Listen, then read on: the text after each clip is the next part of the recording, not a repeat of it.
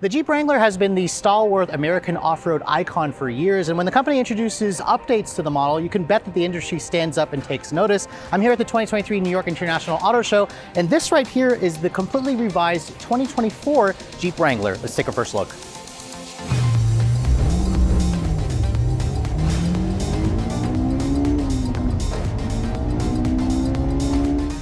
Now, with a vehicle as iconic as the Jeep Wrangler, you better believe that Jeep is pretty conservative when they do changes to the vehicle, which is why we're starting off talking about the front end, because I usually would pop the hood, which I could. However, the powertrain is completely unchanged. You still have a choice between either the 3.6-liter Pentastar V6, a 2-liter turbo 4-cylinder, a 4xe version, which is the one I'm standing by here. This is the high-altitude model. This still offers up to 22 miles of range on a full charge and up to 375 horsepower. And they also still offer the 392, which is the V8-powered Wrangler, which is the most powerful and loudest and rawest version of the SUV. However, let's go ahead and start talking about the styling changes, because as you guys can see, really only Jeep aficionados are going to notice the styling changes. The grille has been updated. This is an updated version of the company's iconic 7-slot grille. You can see the high altitude has some unique styling changes to it, where you have the gloss black in the grille. You have this kind of new unpainted texture here that's going into the gloss black elements in the headlights. Most of the models here are going to have the same iconic full LED headlights with the halo ring. You also have LED fog lights, LED daytime running lights.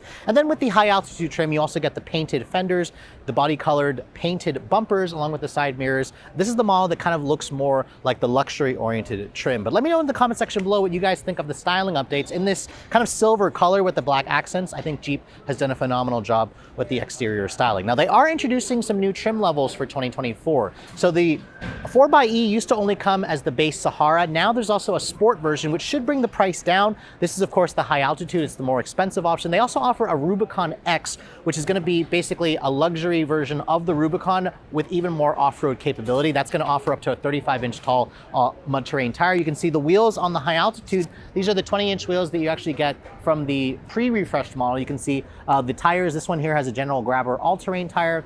The suspension, Jeep Wranglers still have live axles front and rear. The charge port door is going to be on the other side of the vehicle, and the company is still going to be offering a 2- or 4-door version. The Sky One-Touch roof, as you can see on this model here, is actually standard on the high altitude. That used to be like a $2,000 upcharge, so it's nice to see that Jeep is kind of increasing their standard equipment, especially on features that have been in high demand with a lot of buyers. Now, moving around the rear of the vehicle, not much to really talk about here in terms of the styling changes. There are updated wheels, which this model here didn't have updated wheels. However, that Rubicon over there, as you can see, has a new wheel design. The gray one over there is actually a 392, which has, again, the 35-inch tall mud-terrain tires.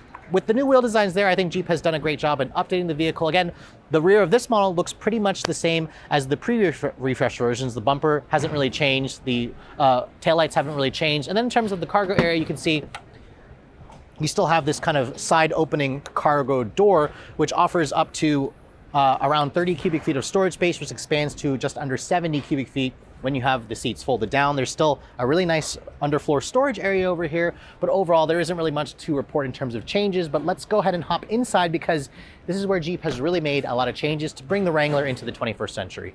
The exterior styling changes on the new Wrangler are pretty minimal. The interior is where Jeep really needed to make some big upgrades, and for 2024, upgrades they certainly have made. Now, I've switched over to this Rubicon 392 because just check out this gorgeous red leather. This is actually the same kind of red leather that I've seen in some Charger and Challenger products. You can see the Rubicon 392 has the badging in the actual seat back, and the seats themselves have a really nice plush feel to them, and they feel really comfortable and supportive. Even the headrests are soft. And then you're also probably noticing power front seats. Finally, Jeep, this is now a 12-way power front seat for both the driver and the front passenger. You have a 4-way lumbar adjustment. The seats themselves are heated.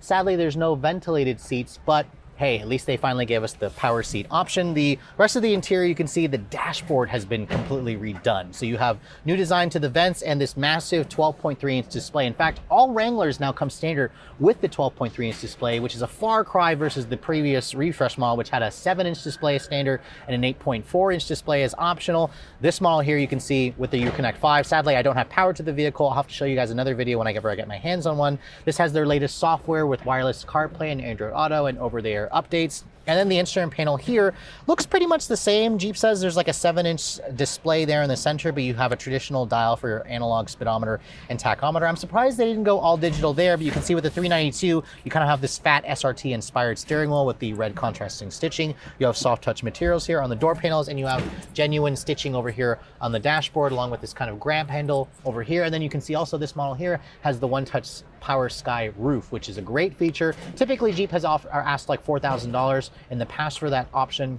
However, they are including it as standard on some other trims. Speaking of other standard equipment, all Jeep Wranglers now come with side curtain airbags. So you have side curtain airbags from the front and for the backseat passengers. It's hard to believe that the Jeep Wrangler didn't have side curtain airbags, but hey, the Ford Bronco introduced it, so if Ford can do it, Jeep can also introduce it themselves. And in terms of safety tech, all Wranglers now come standard with automatic emergency braking, and most of the trims are also going to have their adaptive cruise control. That used to be a pricey option, but Jeep is now including it even on the lower trims, which again is kind of bringing the Wrangler into the 21st century. Everything else here is pretty much the same with the same hard buttons here. You have big knobs for your volume and your tuning. You have your locker control here for the four-wheel drive system as well. This manual lever, which is very old school. This controls the 8-speed automatic transmission. I'm surprised Jeep didn't actually move the placement of the USB charging ports. This can kind of get in the way when you have plugs connected here. Thankfully, you can also have a plug in here, but now with wireless CarPlay, you don't have to deal with it as much. You can see there's 2 levels of storage over here, which is nice. But let's go ahead and hop into the back seat, and I can show you guys the space. Now, it's great how Jeep is carrying over the red leather into the back here. And the 4-door version is the one to get if you guys want the legroom, because there's like 36 inches of legroom back here. And then once I get back here, you can see it's pretty comfortable for somebody my height. You have this nice view out of the rooftop. There is a big, bar here. It's a safety bar with also has the housing for the speaker system in this vehicle. You also have a couple of elements here like your rear seat air vents. You have charging cables. You have an actual power outlet over here, and there's still a little bit of a hump here, but the vehicle is wide enough to be able to accommodate 3 skinnier people across. And then you can see here, fold this down.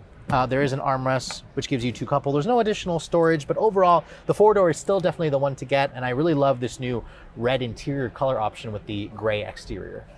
Now, one feature I forgot to talk about on the high altitude version is the new factory worn winch. This winch, as you can see on this Rubicon 392, which is also available on the other Rubicon trims, is rated to pull a maximum of 8,000 pounds. If you're keeping score, the truck probably weighs like around 5,000 pounds on its own. So this winch is capable of nearly pulling twice the amount of weight. And this is going to be a great option for those of you who do serious off-roading, along with the steel bumper group that you get on this trim here. So it's great that Jeep is giving us the options that off-roaders are going to really want, especially out in the real world. Now, speaking of which, let's go ahead and wrap up this video because the new Wrangler is actually already available for order right now. Jeep says that you can go to a Jeep dealership right now and order this vehicle. You're going to have to wait probably until the summertime to actually take delivery of the vehicle, but in terms of pricing, they weren't ready to quite talk about final pricing just yet. The current Wrangler starts in the mid to low $30,000 range. I would expect this model to also start a little bit more than that vehicle, although the Sport 4xe is going to help bring the price down because the current 4xe started around $50,000 plus. So I would expect that model to probably come in the mid $40,000 range. But this model here, the 392 with all the bells and whistles, this is easily going to approach above $90,000. So again, the Wrangler can kind of go from being an affordable off-roader with 2 doors, cloth seats, and a manual transmission to go into a luxury V8 powered monster that can embarrass a lot of sports cars. Or for those of you who want something in between, you can just get kind of a regular Rubicon with the 33-inch tall tires and get it all dirty like this here on the weekends, because that's kind of what you do when you have a Jeep Wrangler. For Redline Reviews here at the 2023 New York International Auto Show, I'm Sophion Bay.